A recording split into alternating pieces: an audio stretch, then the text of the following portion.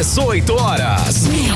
Notícias de Manaus, Amazonas, Brasil e do mundo.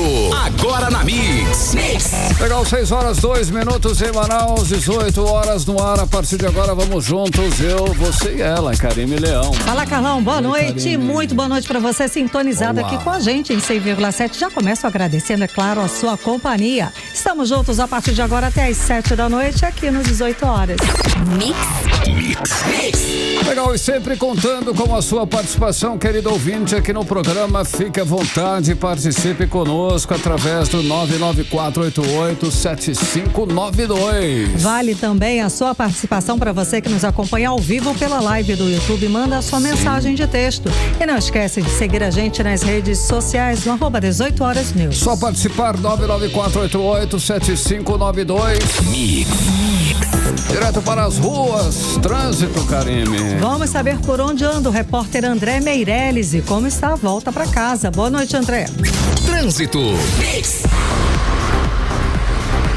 Muito boa noite para você, Karime. Boa noite, Carlão. Boa noite aos ouvintes que nos acompanham aqui na 100.7. Vamos de informações pela Avenida Maripiranga, no sentido centro-bairro. O trânsito segue lento, com grande movimento de veículos entre o Ipaã e a rodoviária de Manaus. O motivo aparente é o horário de pico, mas não há registros de ocorrências no local. Agora aqui pela Avenida Torquato Tapajós, também no sentido centro-bairro, o trânsito é concorrido. Os motoristas que vêm da Avenida Constantino Neri, Djalma, Maripiranga, precisa reduzir a velocidade, já que aqui pela Torquato Tapajós tem alguns trechos carregados com trânsito. Karime, Carlão. Muito obrigada pelas informações, André Meirelles. Para 6h03 em Manaus. 18 horas.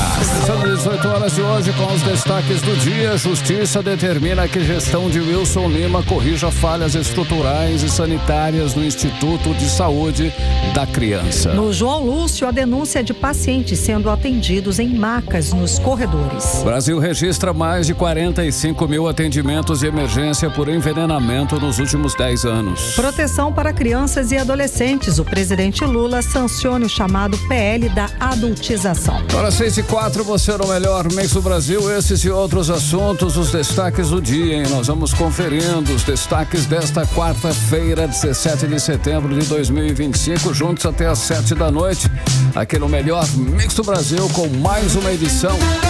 18 horas. 18 horas.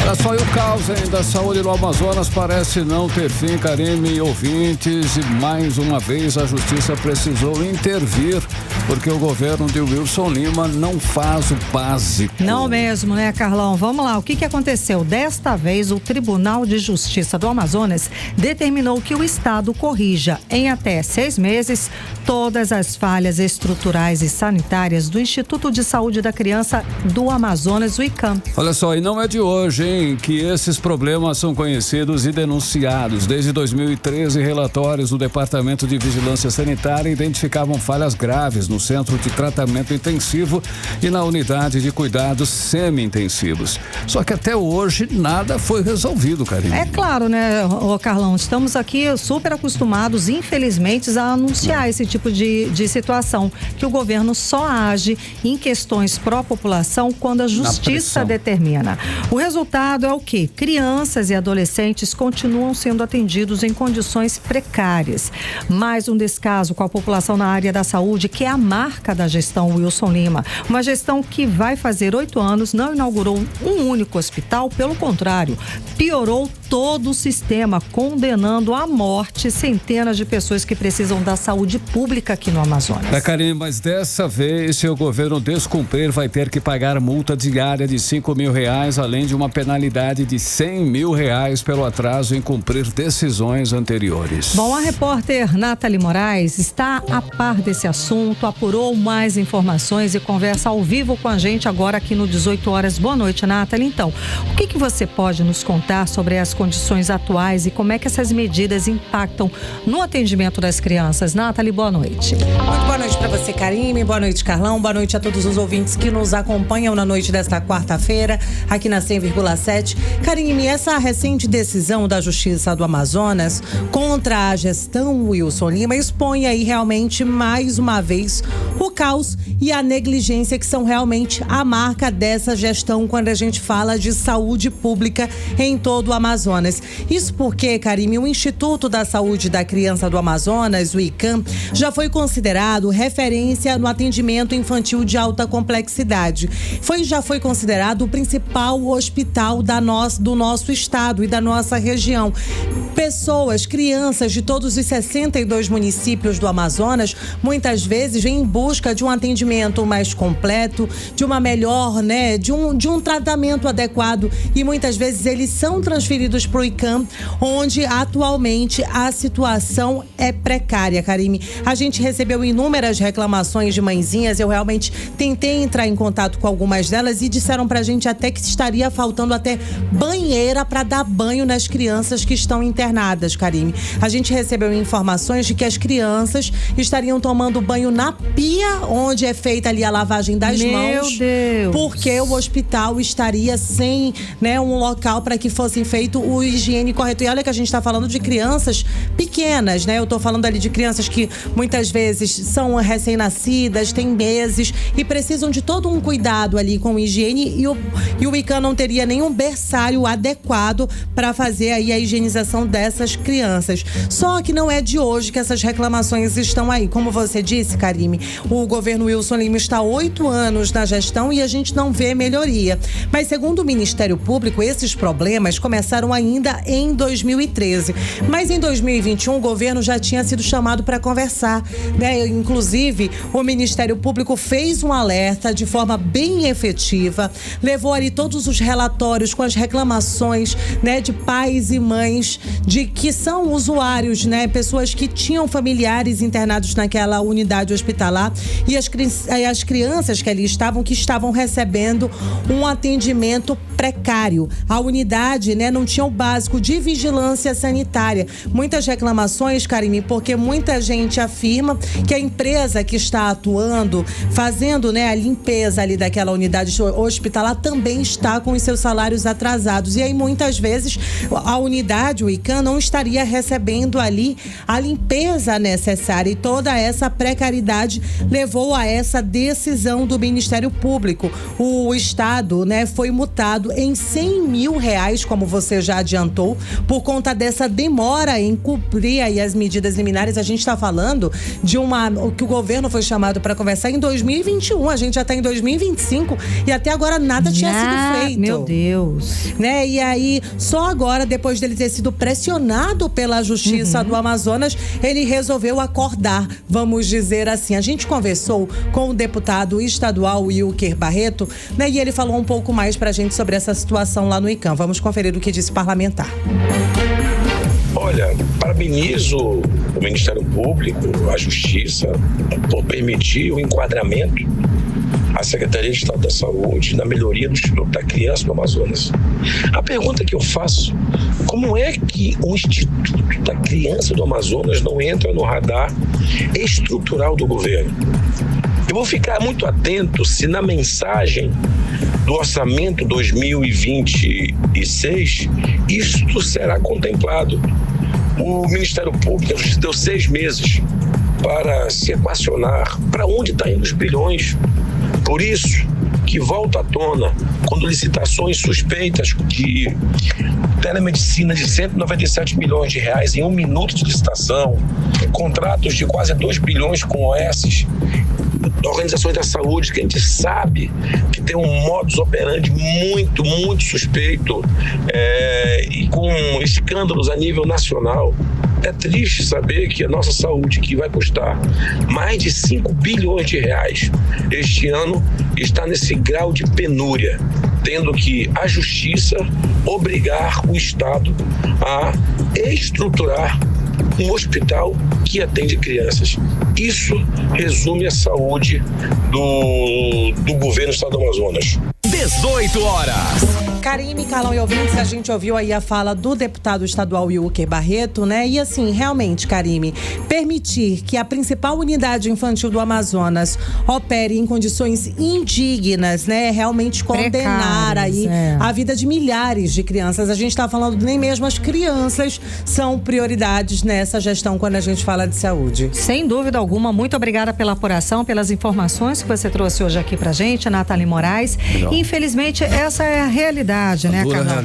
Essa é a marca da gestão Wilson Lima, o descaso com a população que padece humilhada nas filas à espera de um atendimento nas unidades do estado. Já noticiamos aqui inúmeras denúncias de pessoas indignadas com essa situação de completo descaso, né? São casos inúmeros que nós falamos aqui, inclusive, várias vezes no 18 horas.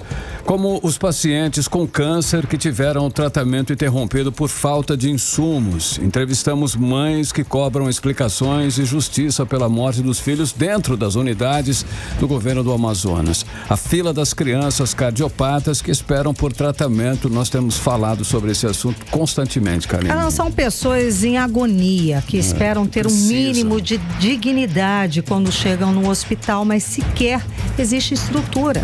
As denúncias afirmam que até o número de leitos foram reduzidos agora nos últimos anos da gestão do Wilson Lima, com a administração passando para as mãos das organizações sociais. Denúncia que inclusive o próprio deputado Wilker Barreto, deputado estadual, que participou ainda há pouco do programa, ele trouxe aqui pra gente no 18 horas, ou seja, a estrutura que já era precária piorou. Olha só, hoje, Karime, um vídeo que circula nas redes sociais mostra o Hospital João Lúcio com uma série de irregularidades. Os corredores cheios de pacientes internados em maca, banheiros quebrados e salas cheias de infiltrações. Carlão, e o pior dessa denúncia, escuta, para um pouco, você que está agora acompanhando o 18 horas, para escutar esse absurdo, esse escândalo. Ao invés de sopa, a comida servida para os pacientes é apenas água, óleo e sal. É isso que você está escutando. No hospital é servido para os pacientes água com óleo e sal. Lá no hospital, no João Lúcio. Essa é uma denúncia gravíssima, trazida aqui no 18 horas. Aí é a pergunta que eu faço, esse é o padrão sírio-libanês que o governador do estado afirma que a saúde pública do estado do Amazonas tem? Tudo foi filmado por pacientes, a gente recebeu essa denúncia. Quem explica pra gente agora é a repórter Odineia Araújo. Odineia, como é que é isso, Odineia? Mais uma revolta.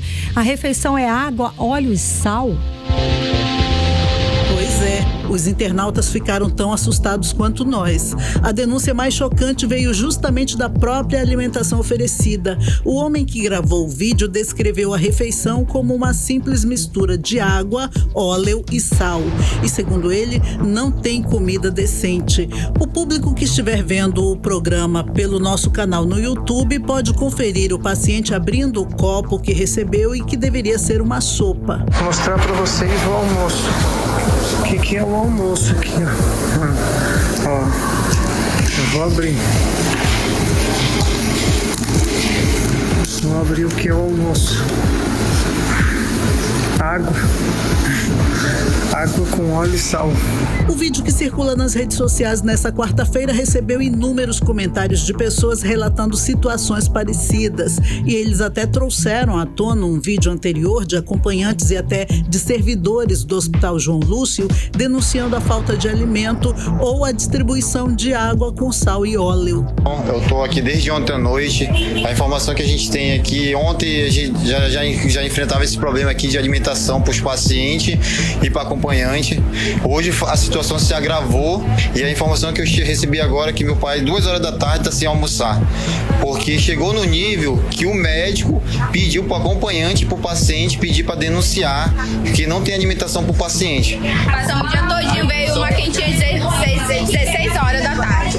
Hoje até agora nada de comida pra gente. gente, e ainda não sabe que hora vai chegar. O responsável por isso manda ele dar pra mãe dele, porque aqui a gente não tá tratando de bichos, a gente tá falando de pessoas, seres humanos, pessoas que estão debilitadas aí dentro. Então queremos uma resposta, porque se não houver resposta, os familiares vão fazer um movimento aqui, os pacientes já estão com fome, fora as pessoas que vêm de interior, que não tem como se alimentar, que não tem dinheiro. Como é que fica a situação dessas pessoas? Nessa época, a empresa fornecedora de alimentos para o Hospital João Lúcio estava há 11 meses sem receber.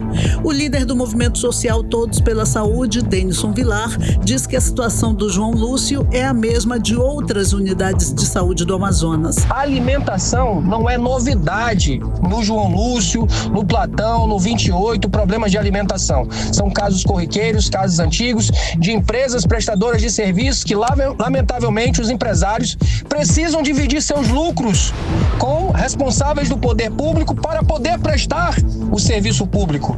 E, lamentavelmente, quem sofre é o cidadão na ponta, é o trabalhador na ponta. Somos nós, cidadãos em geral, que sofremos com o pior governo da história do estado do Amazonas. Portanto, essa questão do João Lúcio é mais uma dentre muitas outras, que não se cumpre a lei, não se faz licitação. No vídeo que circula hoje, o homem também mostra a dura realidade enfrentada por pacientes do Hospital e Pronto-Socorro João Lúcio. As imagens revelam corredores lotados de macas e pessoas ali mesmo, recebendo medicações, sem privacidade e expostos a riscos de infecção. Nos banheiros, a cena é de abandono total. Vasos quebrados, pias inutilizadas e infiltrações por toda parte. A situação no Hospital João Lúcio volta a escancarar o drama da saúde pública no Amazonas. O hospital, que deveria ser referência no atendimento de urgência e emergência, aparece mais uma vez como símbolo da crise na saúde pública do estado. O 18 Horas tentou ouvir a Secretaria de Saúde do Amazonas e o governo do estado, mas até o fechamento da reportagem, eles não enviaram resposta. Vamos com vocês. Muito obrigada pelas informações, pela apuração, e seguimos aguardando a resposta do governo do estado do Amazonas, da gestão Wilson Lima, da Secretaria de Saúde do Amazonas. A população merece satisfação. Afinal de contas, paga impostos. A gente paga impostos pesadíssimos no estado, e na hora de receber em troca serviços dignos, o mínimo que eu estou dizendo, que na saúde pública a gente não recebe. Estamos vendo a situação da saúde pública piorar a passos largos a cada ano, a cada mês que passa. As denúncias que recebemos aqui no 18 Horas são cada vez piores. As pessoas estão morrendo. Constantes. E morrendo na mão de uma gestão rica, que todos os anos bate recorde de arrecadação, e diz que em 2025, ano passado, em 2024, ano passado, aplicou 4 bilhões de reais para a saúde pública do estado. E cadê esse dinheiro? Cadê esse dinheiro que a gente só ouve a população reclamar? Não há um mínimo de dignidade, os pacientes internados passando fome. É um estado calamitoso. Já passou da hora das autoridades de controle, os órgãos de controle, fiscalizarem e acionarem na justiça o governo do Amazonas, que não age por si só. A gente abriu o programa falando que teve que vir a intervenção da justiça para que o governo fizesse alguma coisa lá no Hospital da Criança e do Adolescente. Agora, só a justiça agindo para que essa gestão do Wilson Lima realmente olhe com um mínimo de atenção para a saúde pública do estado do Amazonas. E repito, já passou da hora de vir até uma intervenção federal na saúde pública do estado. Vou lembrar, uma intervenção federal que antes da pandemia, em 2019, o presidente da Associação dos Médicos do estado do Amazonas foi em Brasília pedir intervenção federal na saúde pública do estado do Amazonas, que já estava um caos. E o que aconteceu de lá para cá? Só piorou, e tá aí o resultado, as pessoas padecendo, nem comida existe nos hospitais. Em Manaus, 6 horas e 20 minutos, você no melhor Mix do Brasil. 18 horas. Olha só, Karime, vamos falar agora de uma boa oportunidade para os estudantes. O edital do programa Bolsa Universidade 2026 foi lançado na manhã desta quarta-feira, com mais de 40 mil bolsas disponíveis com descontos de até 100%. Carlão, uma ótima oportunidade, tá? Tem desconto também de 75% e 50% do valor da mensalidade.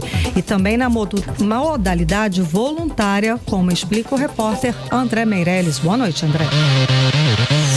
Muito boa noite. Olha, além de bolsas que vão de 50% a 100%, as oportunidades deste processo envolvem 15 instituições de ensino superior da rede privada, com 24 unidades na cidade, ofertando 73 cursos, sendo 37 de bacharelado, 8 de licenciatura e 28 tecnólogos e mais de 25 mil vagas. E no lançamento do edital, o prefeito Davi Almeida destacou que a cada ano o programa permite que mais pessoas de baixa renda alcancem a formação profissional. Ele citou inclusive a história de Alcicleide Brasil, que é uma estudante de direito de 67 anos. Eu quero aqui parabenizar a cada um aluno que já conseguiu a sua bolsa, que já está estudando, para que muito em breve, assim como a senhora Alcicleide, estarão formando, estarão na graduação e assim estarão se qualificando. Olha, o edital do Bolsa Universidade vai ser disponibilizado para consulta a partir das 22 horas desta quarta-feira no Diário Oficial do município. Mas as inscrições só começam a partir do dia 22 de setembro e vão aí até 2 de outubro, um prazo de 10 dias.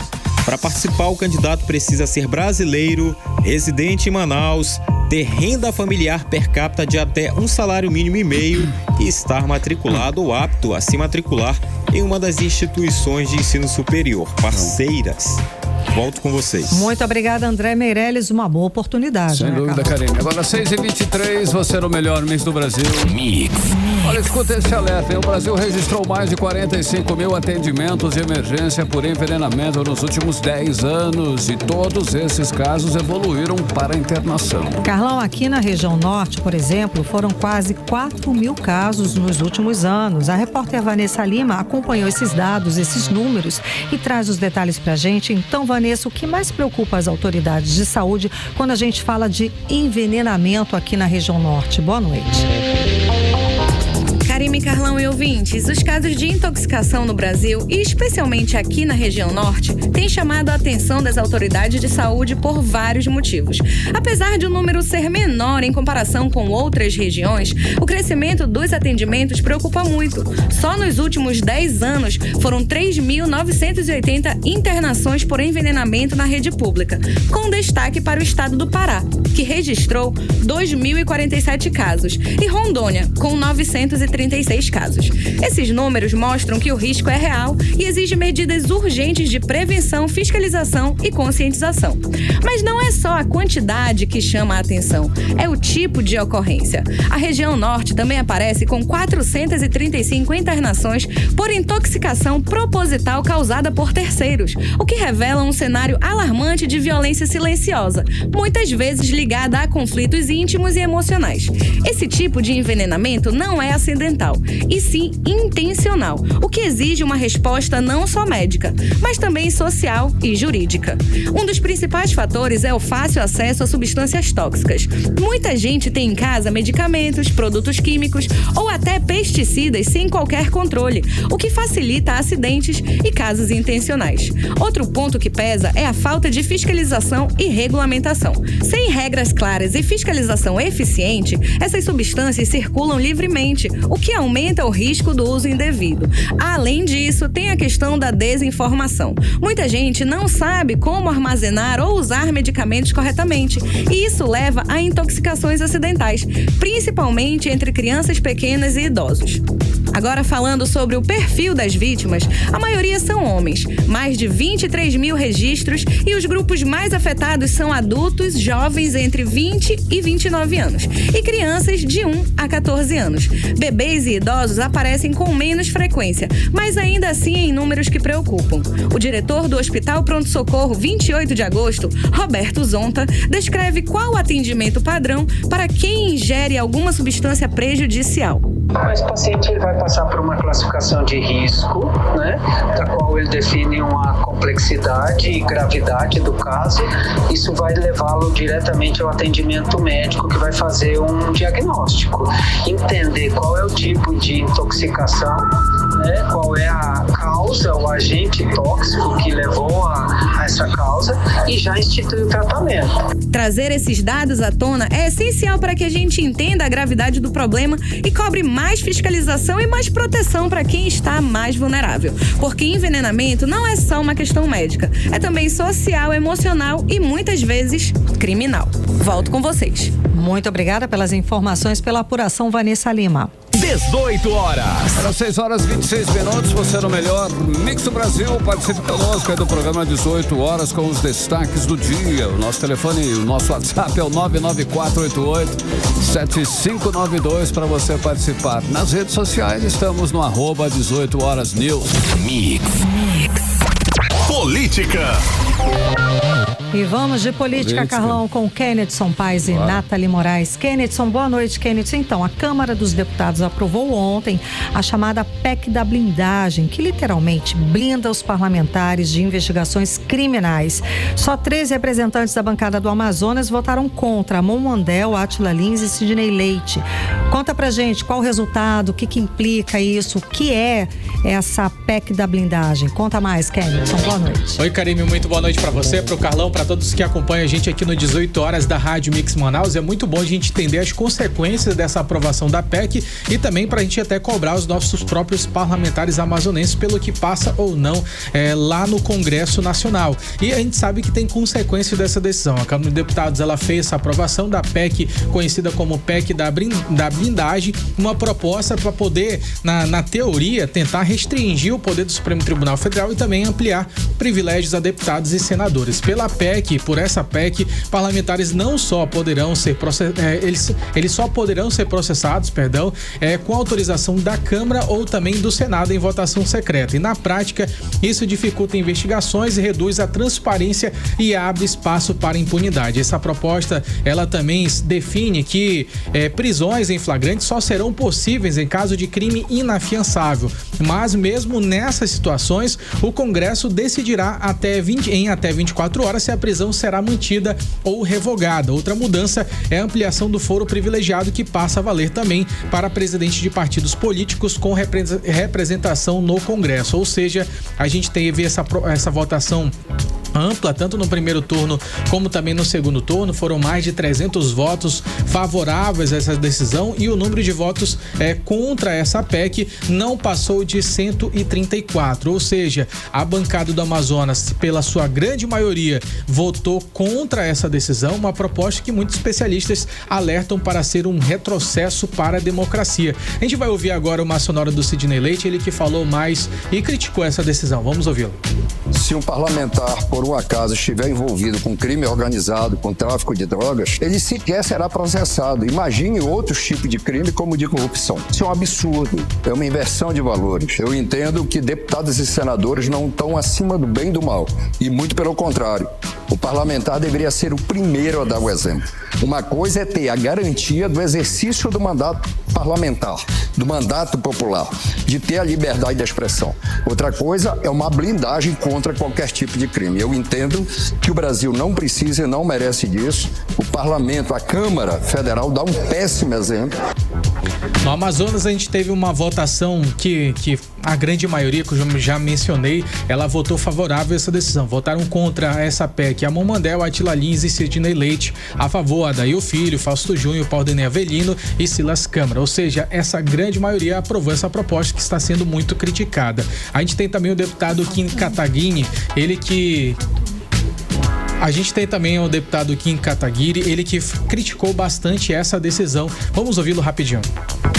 Por tudo que a direita fez, o quanto ela se manifestou, o quanto denunciou escândalo de corrupção de esquerda, do PT, o tanto que a gente foi perseguido, foi atropelado por um sujeito do MST, tentaram me matar, a Dilma colocou o Cardoso pra fazer dossiê contra mim com 19 anos de idade, e a gente denunciando corrupção, pra basicamente a gente institucionalizar a bandidagem com uma PEC que permite, por exemplo, que alguém do PCC dispute a eleição e com o voto secreto dos seus colegas nunca tenha um processo criminal contra ele, sendo um faccionado. É de causar desesperança. E ver gente ainda aplaudindo isso disso e ver deputado falando com orgulho que tá votando a favor disso e com um eleitor que se diz de direita apoiando um negócio desse, achando que tá certo eu blindar todo o centrão dos seus escândalos de corrupção com esse discurso vazio.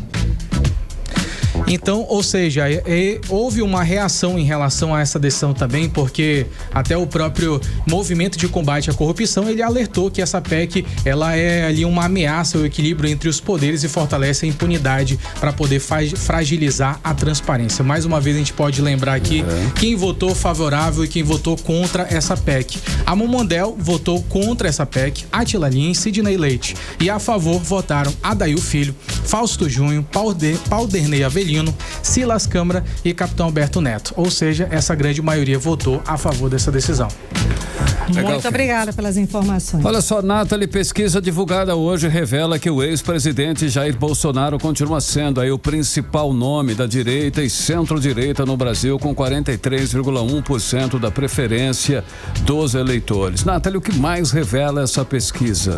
Então, Carlão, aí além do Bolsonaro, né, como você já adiantou, com 43,1% dos eleitores de direita elegendo ali o Bolsonaro como principal representante, na segunda colocação apareceu ali o deputado federal Nicolás Júnior de Minas Gerais, que soma aí mais de 22,5% da preferência. Em seguida apareceu ali o Eduardo Bolsonaro, né, que está exilado ali nos Estados Unidos, mas muita gente realmente considera que esses são os três principais nomes representantes da direita aqui no Brasil. Mas falando em Bolsonaro, Carlão, eu não posso deixar de citar, né, que ele recebeu alta na tarde desta quarta-feira, após ele apresentar ali uma melhora clínica do seu quadro de função renal. Ele que estava internado desde a última segunda-feira, depois de ter tido uma queda de pressão, mas hoje ele teve ali a confirmação da presença de carcinoma, de células cancerígenas, né? Ele fez a retirada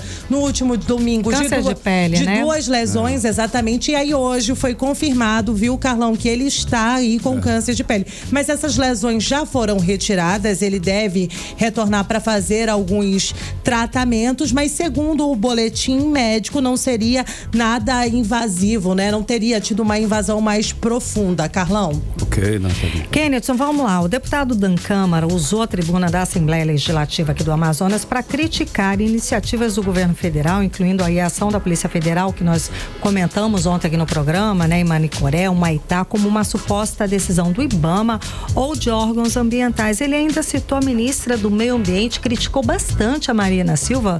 Kennedy, conta mais pra gente.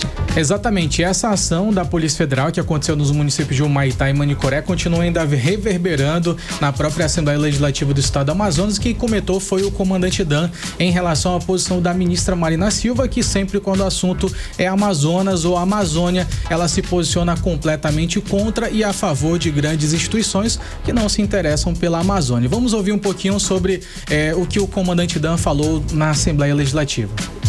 E aí a gente não pode deixar de citar a nossa excelentíssima senhora ministra do Meio Ambiente, Marina Silva, né, que saiu aqui do estado do Acre, foi se projetando, decidiu morar em São Paulo e parece que ao decidir estar em São Paulo mudou a cabeça. O estado do Amazonas, a Amazônia ficou esquecida e passou a ser prioridade para ela aquilo que ela vivencia lá no sul, no sudeste, enfim, onde ela mora hoje e nos países por onde ela passeia, teoricamente, entre aspas, defendendo o meio ambiente. Ou seja, para esse assunto ele seguir adiante, porque muitos parlamentares até chegam a defender a questão de extração de minério artesanal. Ou seja, muita coisa ainda vai acontecer e é necessário que a bancada amazonense se mobilize para tentar reverter esse cenário. Nathalie, o presidente Luiz Inácio Lula da Silva sancionou hoje o chamado PL da adultização e tem o objetivo de proteger crianças e adolescentes no ambiente da internet. Quais são os principais pontos aí para destacar desta PL, Nathalie? Então, Carlão, essa solenidade ainda está acontecendo, né, lá em Brasília, a PL da adultização, que cria aí realmente mecanismos, a gente pode dizer assim, para finalmente proteger as nossas crianças. Demorou muito para que essa PL fosse criada, né? Esse texto foi aprovado no Congresso no mês passado, no mês de agosto, depois daquele vídeo, né, do influenciador digital, do youtuber Felca, ganhar uma repercussão, né, internacional até mesmo. A gente gente pode dizer assim. E aí agora com essa proposta, os pais realmente vão poder estabelecer por onde os seus filhos estão caminhando no mundo virtual, né? Podendo bloquear, acessar diretamente ali os seus smartphones, né? Podendo acessar e bloquear chats, qualquer mais controle, não é? Exatamente, Karime. Inclusive, a proposta, né, um dos pontos realmente que chamam a atenção é que as plataformas digitais poderão até ser removidas de forma imediata caso ali apresentem qualquer situação que levem a criança à exploração sexual, que exponha a criança a qualquer situação de possível abuso. A gente sabe que demorou muito para que essa PL fosse criada, mas com certeza eu que sou mãe, comemoro essa criação, com certeza, Carlão. Tá ótimo, muitíssimo Legal, obrigada, Kennethson Paz e Nathalie Moraes. Valeu, Nathalie Ken. 6h36, você no melhor Mix do Brasil. 18 horas. E daqui a pouco, aqui no 18 horas, 2 policiais militares do Amazonas são presos, acusados pelo Ministério Público de extorsão. É o nosso assunto em instantes. Mix. Karime, que tal darmos um giro no trânsito nesse momento em Manaus? Vamos lá, 6h37. Vamos saber como é que está a volta para casa com André Meirelles. Boa noite, André. Trânsito. Muito boa noite para você, Karime, Carlão, os ouvintes. Olha, na Avenida Torquato Tapajós, no sentido centro-bairro, o trânsito tem retenção nas proximidades da Igreja Nova Batista. E aí é provocada pelo semáforo. No sentido contrário, bairro Centro, o fluxo segue com boa fluidez, praticamente em todo o trecho e também sem registro de ocorrências, Karime, Carlão. Muito obrigada pelas informações, André Meirelles. 6h37 em Manaus. 18 horas.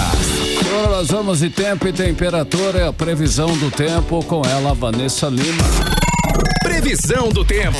Boa noite, Karime, Carlão e a todos que acompanham a previsão do tempo aqui com a gente no 18 horas, contrariando todas as expectativas de um dia super quente. A quarta-feira ficou com o céu bastante nublado e pela manhã tivemos chuvas intensas aqui na capital. A previsão para a noite é que o clima continue instável, com alta nebulosidade e chance de 30% de chuva leve a moderada. E agora vamos falar sobre o clima de amanhã, 18 de setembro, quinta-feira. Segundo o Clima Tempo, a quinta começa com sol entre nuvens, mas logo na manhã temos chances de pancadas de chuvas e o céu permanece nublado pela maior parte da quinta-feira. No final da tarde, apesar do calor que chega aos 31 graus, a chuva pode voltar e à noite o céu continua nublado e pancadas de chuvas prometem voltar para encerrar a noite da nossa quinta-feira. A temperatura nessa quinta varia entre mínima de 25 e máxima de 31 graus e a umidade relativa do ar fica em torno de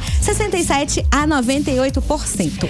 Vanessa, você segue com a gente porque tem alerta de tempestade, é isso? De chuva forte? Sim, tem alerta de tempestade, tem aviso da Defesa Civil sobre a qualidade do ar. Vamos lá. Pois é, então, Karime, Carlão, é hora de redobrar os cuidados. Manaus, mais uma vez, amanheceu com fumaça e os níveis de micropartículas de poluição estão na classificação moderada, hein, gente? Essa qualidade, ela é perigosa, especialmente para crianças, idosos e pessoas com problemas respiratórios e cardíacos. Então, se você já tem os sintomas como tosse seca, dificuldades para respirar, use máscaras, mantenha as portas e janelas de casas fechadas e siga as orientações da Defesa Civil. E além dessa situação do ar, a Defesa Civil está em alerta e pede que todos fiquem atentos, pois o radar meteorológico de Manaus detectou nuvens carregadas sobre a nossa região metropolitana e municípios vizinhos, hein, gente? E não é só aquela chuvinha leve, não. Há possibilidade de pancadas moderadas a fortes com trovoadas e um volume de água que pode ser bem significativo, o que aumenta o risco de desastres naturais, né? Como deslizamentos de terra, enxurradas e alagamentos em áreas mais vulneráveis. A recomendação é clara: fique de olho nos comunicados oficiais, evite áreas alagadas, não tente atravessar vias inundadas e, se necessário, procure abrigo seguro, porque a prevenção, ela é sempre a melhor forma de se proteger. Karime, Carlão e ouvintes. Certeza. Muito obrigada pelas informações, Vanessa Lima. Valeu, Vanessa. Mix. Economia. E agora, conferindo os indicadores econômicos de hoje, o dólar fechou o dia com leve alta de 0,06%, cotado em R$ 5,30. O euro hoje teve queda de 0,22%, cotado aos R$ 6,26. O Bitcoin fechou em queda de 0,41%, cotado aos R$ 618.191. E o Bovespa fechou em alta de 1,06% aos 145.593 pontos. E o Ministério Público cobra transparência quanto ao dinheiro do petróleo em Inhamundá e entra na justiça para que a prefeitura mostre como está gastando os valores. E o Comitê Anticorrupção do Amazonas entra em campo para apoiar a população. Vamos aos detalhes agora com a Janeia Araújo.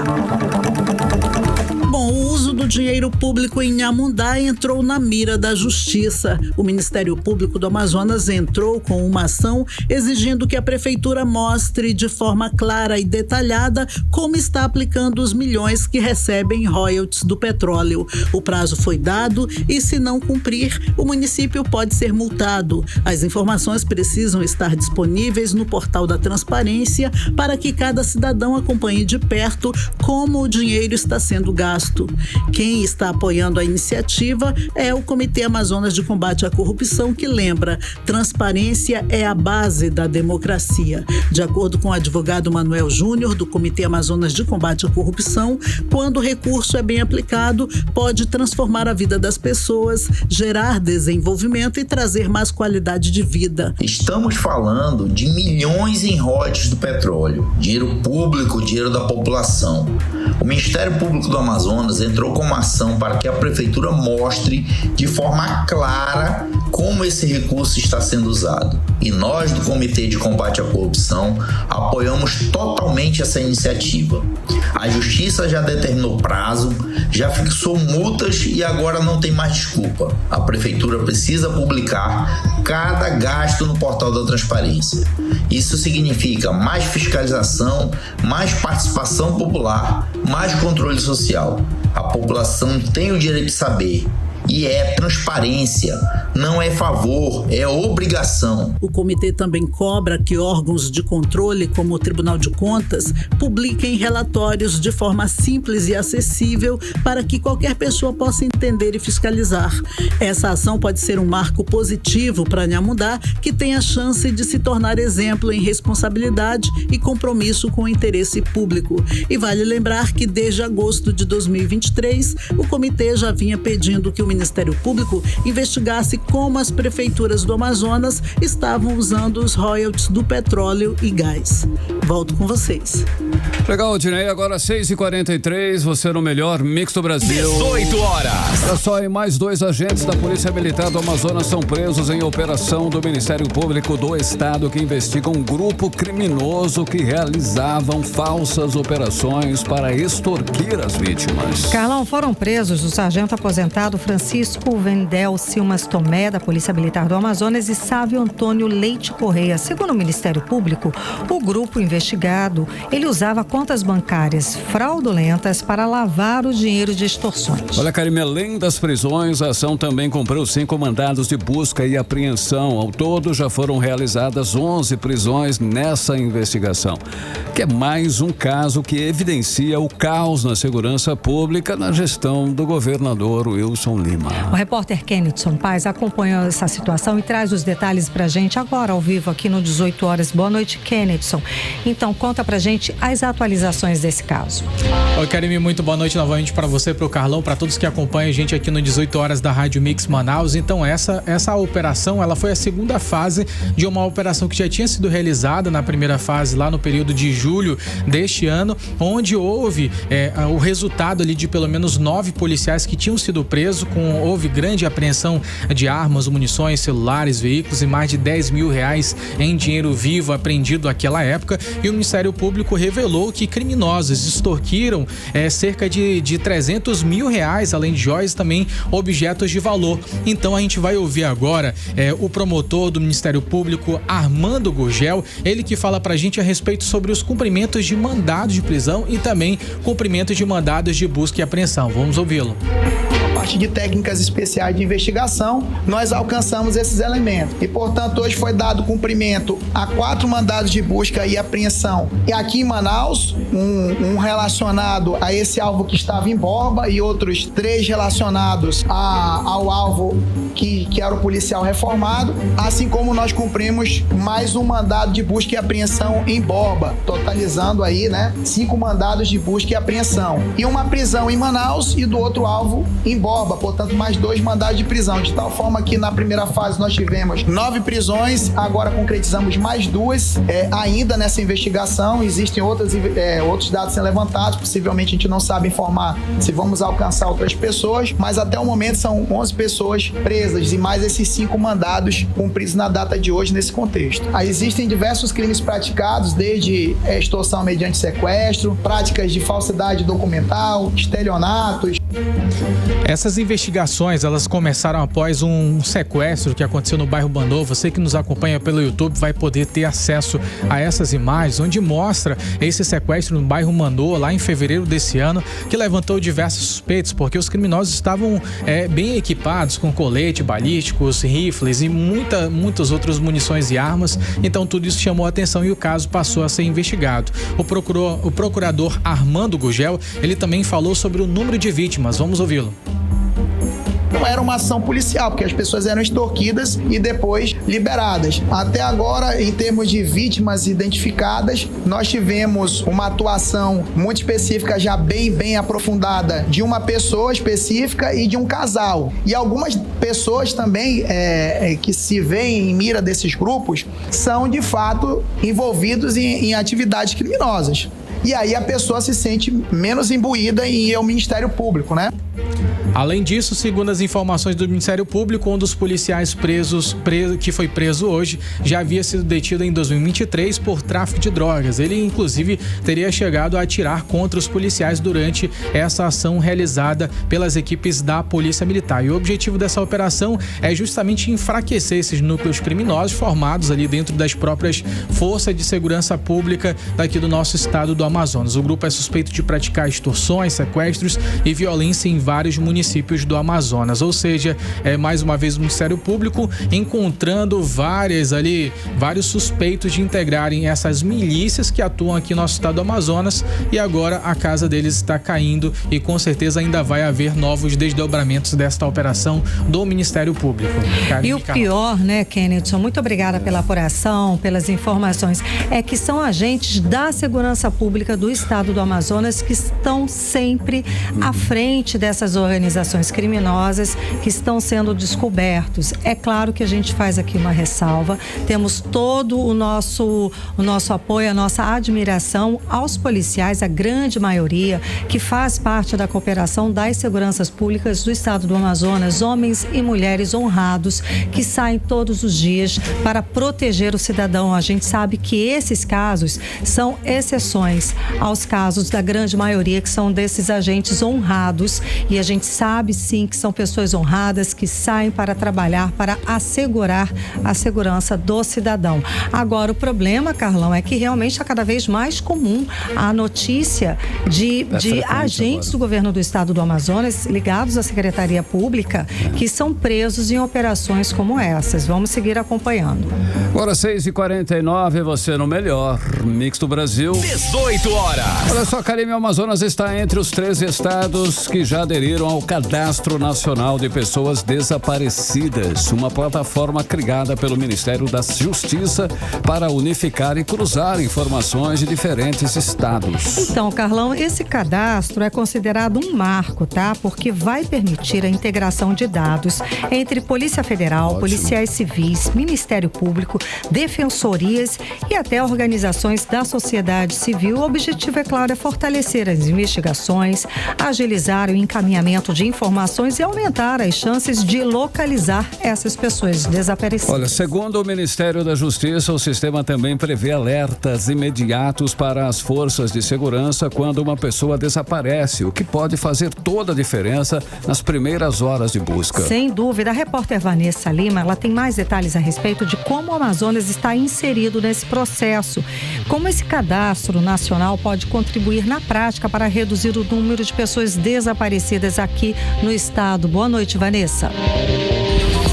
Karime, Carlão e ouvintes, o Cadastro Nacional de Pessoas Desaparecidas pode contribuir de forma prática para reduzir o número de desaparecimentos no Amazonas, centralizando as informações de vítimas desaparecidas de todo o país. Isso significa que, ao reunir dados de delegacias de diferentes regiões, as investigações se tornam mais rápidas e eficazes, especialmente em casos que envolvem distâncias entre estados ou falta de comunicação entre as delegacias. Além disso, o painel público do Cadastro Nacional permite que qualquer pessoa acesse fotos, dados e detalhes dos desaparecimentos, o que aumenta as chances de reconhecimento e denúncias voluntárias. A população pode colaborar diretamente clicando nos cartazes e enviando informações que vão direto para o responsável pela investigação.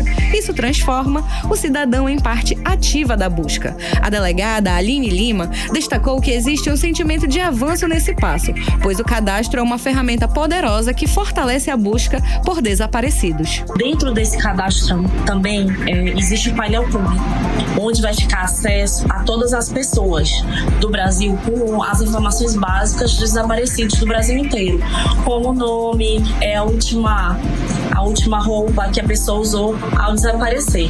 Foi um passo muito importante dado pelo Ministério da Justiça, que foi aderido aqui pelo Estado do Amazonas, na política nacional de busca de pessoas desaparecidas. Isso vai ajudar demasiadamente a investigação desses casos. A população pode acessar o painel do Cadastro Nacional de Pessoas Desaparecidas de forma simples e direta, através do gov.br/painel-público. O painel é público e foi criado justamente para facilitar o envolvimento da sociedade nas buscas. Lá, qualquer pessoa pode visualizar os registros de desaparecidos de todo o Brasil. E se alguém tiver qualquer informação sobre uma dessas pessoas, pode clicar diretamente no cartaz e enviar a denúncia, que será encaminhada ao agente policial responsável pela investigação. Essa é uma forma prática e segura de ajudar e pode ser o elo que falta para trazer alguém de volta para casa. Volto com vocês. Legal, Vanessa Lima, agora 6h52. Você no melhor Mix do Brasil. 18 horas. Escuta essa história. Um parto inesperado surpreendeu quem passava pela Avenida Joaquim Nabuco, no centro de Manaus. Inesperado por quê? Foi dentro de um carro por aplicativo, Karine. Carlão, a mãe chamou o Uber, mas não deu tempo de chegar na maternidade. O bebê Pierre nasceu saudável, tá? 3,3 kg e 50 centímetros. O repórter André Meirelles conta essa história com um final feliz. Conta pra gente. Boa noite. Muito boa noite. Olha, o bebê Pierre, o pequeno que nasceu dentro de um carro de aplicativo no centro da capital amazonense, como vocês falaram, Karime e Carlão. Olha, a mãe dele, a Rita Sarmento Barbosa, deixou o bairro Nova Cidade, na Zona Norte, depois de sentir fortes dores. Mas não houve tempo de chegar ao hospital. O motorista foi obrigado a parar o veículo enquanto a população gritava por ajuda. Foi nesse momento que a médica Camila Sampaio, que é obstetra, que estava ali de plantão na unidade de saúde, correu para ajudar a mãe dessa criança. Tudo foi registrado com um celular. Calma, olha. Olha, tá vendo que ele tá chorando? Seu bebê tá ótimo, meu amor. Olha só. Tá ótimo. Segura seu nenenzinho que ele tá ótimo. Olha, mesmo sem estrutura, a médica conseguiu realizar o procedimento com segurança até a chegada da equipe do hospital. O bebê nasceu com um cordão umbilical envolto ali do pescoço, mas foi estabilizado e levado para avaliação da pediatra. Pierre, o pequeno bebê aí, foi levado com a mãe para o hospital, onde seguem sob cuidados médicos. A médica relatou que a cena foi marcante e emocionante. Volto com vocês. Que situação, hein? Nossa, Carlão, imagina a emoção de todos, né? Deu tudo certo, um parto difícil com um cordão umbilical em volta do pescoço da criança, qualquer errinho ali poderia ter sido fatal. Nossa, parabéns, saúde para essa família, né? 6h54 em Manaus. 18 horas. A Caixa Econômica Federal está realizando um grande leilão de imóveis em todo o país neste mês de setembro. São centenas de propriedades disponíveis em 23 estados e o Amazonas está está entre eles. Exatamente, Carlão. Os interessados podem participar e é tudo exclusivamente feito pela internet. É preciso estar cadastrado tanto na plataforma da Leiloeira Globo Leilões, que é no endereço www.globolicitações.com.br, tanto lá quanto na Caixa Econômica Federal. Olha lá, o leilão está marcado para o dia 22 de setembro. São casas, apartamentos, terrenos e imóveis comerciais com descontos que podem chegar a 68% sobre o valor de avaliação. Os preços partem a partir de R$41 mil. Agora, 6h55, você no melhor Mix do Brasil. Mix. 18 horas. Esporte. Carime, nosso giro esportivo no ar, hein? Começando pela Conmebol Sul-Americana, o Lanús venceu o Fluminense por 1-0 na noite desta terça-feira lá em Buenos Aires, com um golaço chorado, inclusive, aos 45 minutos do segundo tempo. O time argentino sai na frente para a vaga na semifinal, hein? Muita torcida, Carlão, e muita emoção nos próximos capítulos aí. Bom, agora aqui no Maracanã, o Fluminense precisa vencer por 2 gols de diferença para avançar. Uma vitória simples leva a decisão para os pênaltis. Flu consegue. Carime, na Espanha, o comitê de arbitragem reconheceu que Den Huysen não deveria ter sido expulso na vitória do Real Madrid por 2-1 sobre o Real Sociedad no último sábado. O zagueiro foi expulso direto aos 32 minutos do primeiro tempo, mas a decisão foi errada. Voltando aqui no Santos, a polêmica continua. O clube foi condenado pela FIFA a pagar 14,4 milhões de reais ao treinador português Pedro Caixinha e sua comissão técnica pela demissão que aconteceu agora em abril. Mas ainda cabe recurso, então o pagamento está suspenso até o julgamento. Olha só, 1 ano depois do rebaixamento, o vôlei de praia feminino do Amazonas está de volta à elite dos Jogos da Juventude Caixa para 2026. A dupla amazonense Samara Tenório e Sofia de Lima venceu as alagoanas por 2-0 lá em Brasília. Carlão, e com o resultado, o Amazonas agora vai encarar a dupla Samara Brandão e Suane Lima da Bahia. Boa. E a partida vai ser amanhã, quinta-feira, a 1h20 da tarde, horário aqui de Manaus, tá? Vamos torcer. Vai ser na quadra 1 do Parque da Cidade, em Brasília. Legal, 6h57. 18 horas. Daquele giro final no trânsito em Manaus por hoje, Carime. Vamos lá, André Meirelles, conta pra gente por onde andas. Trânsito. Muito boa noite, Carime, Carlão, para finalizar aqui na Avenida Constantino Neri, no cruzamento com a Rua da Maromba, sentido centro-bairro, o trânsito segue carregado. Já na Maripiranga, no cruzamento com a Travessa Plínio Coelho, o fluxo está mais tranquilo. Também se repete assim no cruzamento da Maripiranga com a Rua 28 de Agosto, e também o trânsito é tranquilo por lá, Carime, Carlão. Muito obrigada pelas informações, André Meirelles. Até amanhã.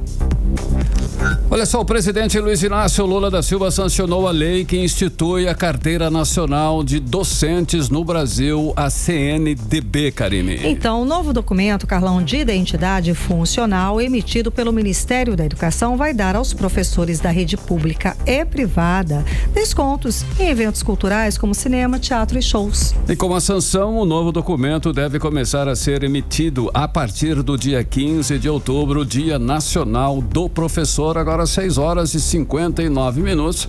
Você no melhor Mix do Brasil. 18 horas. E seguimos direto para o editorial 18 horas. Editorial 18 horas. Olha, hoje a gente fala de um golpe contra o povo. A chamada PEC da blindagem foi aprovada na Câmara. Um retrocesso sem tamanho para o país. Sabe o que ela faz? Blinda parlamentares, cria uma casta de intocáveis, deputados ou senadores que cometer crime só serão julgados se o próprio Congresso autorizar. E com voto secreto, ou seja, a transparência foi jogada no lixo. E isso é realmente muito grave, é perigoso e é um convite à corrupção. É a blindagem da impunidade. A lei que deveria ser igual para todos agora passa a ser privilégio para poucos. E mais, abre espaço para facções criminosas se infiltrarem cada vez mais na política, sabendo que a justiça ficará de mãos atadas. É um tapa na cara do cidadão que paga imposto, que luta e que acredita na democracia.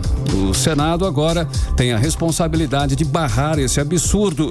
O Brasil não pode aceitar essa situação. Políticos não estão acima da lei de forma alguma. Não há impunidade, não há privilégios que corroem a democracia. O Brasil exige justiça. 18 horas. 7 horas, Karime, boa noite. Boa noite, um beijo, até amanhã. Você ouviu 18 horas. As notícias do Brasil e do mundo. De volta amanhã.